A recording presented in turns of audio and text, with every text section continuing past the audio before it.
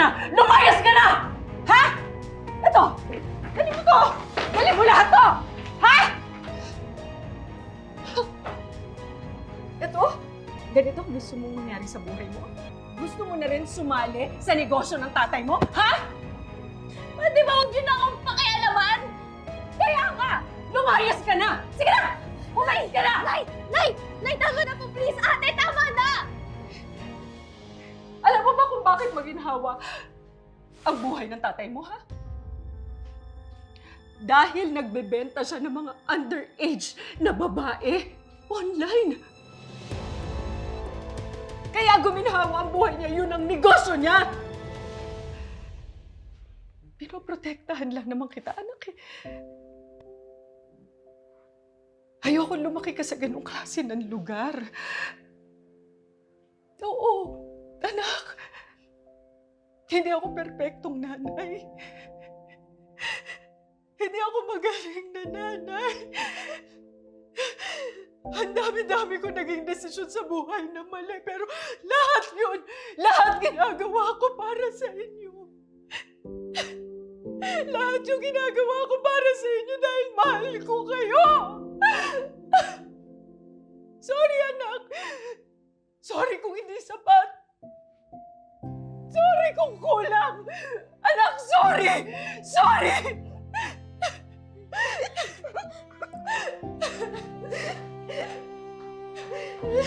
Nay!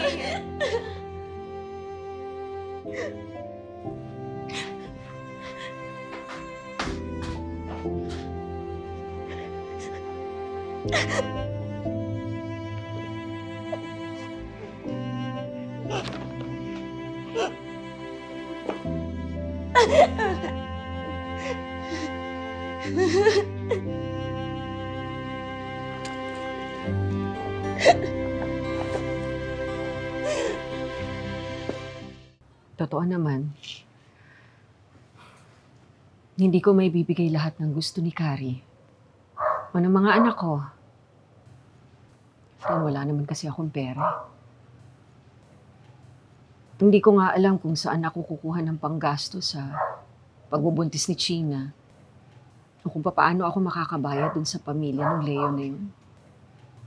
O kung paano ako makakakuha ng magaling na abogado para makalabas si Celine. My friend, talong-talo ako kay Rico. Pero punong-puno ka naman ng pagmamahal para sa mga anak mo. Sa hirap ng buhay ngayon, hindi na sapat ang pagmamahal. Alam ko naman, friend, na nagiging practical lang si Kari. Iniisip niya lang yung kinabukasan niya. Si Rico, mabibigyan siya ng magandang buhay. O so, paano? Susuko ka na lang. Papayagan mo na si Karen na makilala si Rico. Eh, friend, akala ko ba natatakot ka na madamay yung anak mo sa mga iligal na gawain ni Rico? Mas natatakot ako na mawala si Kari kapag pinigilan ko siya sa gusto niya. Sige, ikaw ang bahala, friend. Pero sana pag-isipan mo yung magiging desisyon mo, ha?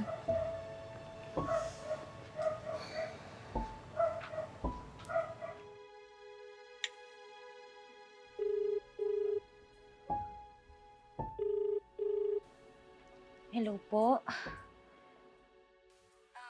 Pwede ko po ba makausap si Papa? Teka lang. Anak mo.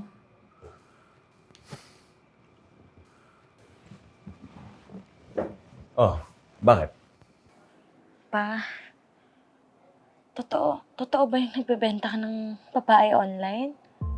Yan bang sinabi ng nanay mo? Opo. Anak, sinisiraan lang ako ng nanay mo, ha? Alam mo namang hanggang ngayon masama pa rin ang tingin niya sa akin. And then siguro naisip niyang paraan para pigilan ka sumama sa akin. Pero anak, nasa tamang edad ka na, ha? Nagtanong-tanong ako sa mga abogado. At sabi nila, pwede ka na magdesisyon kung kanino mo gustong sumama. At sa korte, kung kanino mas bubuti ang kalagayan mo, yan ang papanigan nila. Kaya sa tingin mo pa, Mas mabuti ba dyan ang kalagayan mo o sa poder ko?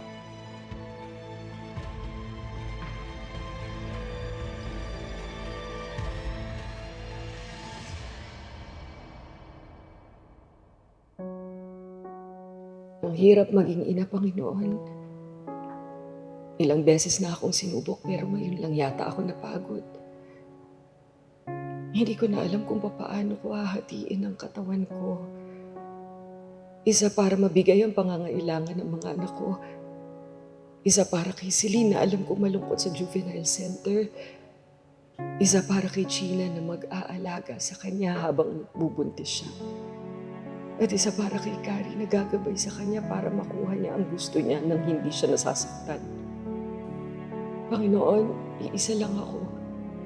Kaya, kayo lang po ang katuwang ko sa buhay. Kung hindi ko po magagampanan ang responsibilidad ko bilang ina, humihingi ako ng tulong sa inyo. Huwag niyo akong pababayaan. Huwag niyo pababayaan ang mga anak ko.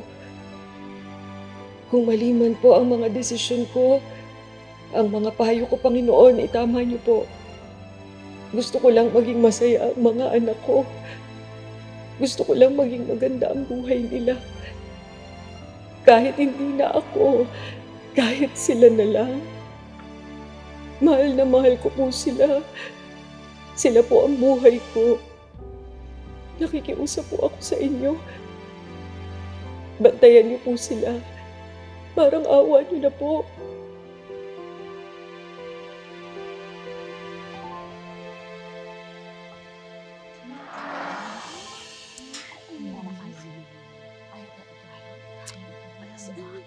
Hoy, China, bakit pa naghihigpit si Lena? Eh, mayaman naman daw si Rico. Panigurado, gaganda buhay niyo doon. Tama. Hindi lang naman po pera ang importante sa buhay. Anong hindi? Hindi nga kayo makabayad sa pagkakakulong ni Celine. Renta nga raw sa bahay, hindi kayo makabayad kay Becca. At paano yung panganganak mo? Ang hirap kaya magpalaki ng anak. Ikaw kasi, kabata-bata mo pa, harot na. Yan tuloy na pala mo. Hindi ko ginusto ang nangyari sa akin. Sino bang gustong ma-rape? Kayo ba? Gusto nyo? Kung pwede ko lang iriwan yung nangyari, hindi ako makikipagkita kay Leo eh. Para hindi nyo ako pagchismisan ng ganito. Ay, ano ba yun? Ay, pero nakapagkita. Gina. Ano nangyari? Pinagchichismisan ka na naman ba ng mga to? Hoy! Hoy! Wala ba kayong magawa sa mga buhay nyo, ha? Aba, matapang ka na.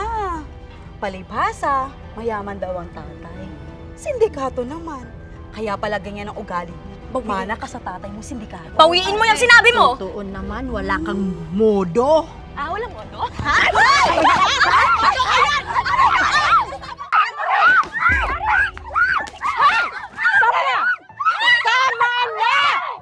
Diyan kayo nagmana sa nanay yung pokpok, mga salot! Sinumpa yung mga yan. Palibhasa kasi itong si Lena, papalit-palit ang asawa.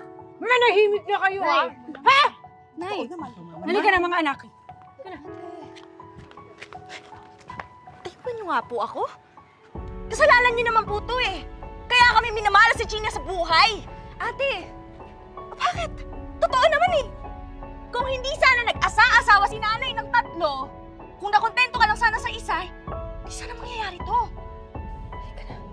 Sorry. Kaya ko pong umuwi mag-isa. Wisit na buhay to. Oo na. Nay. Ate! Nay.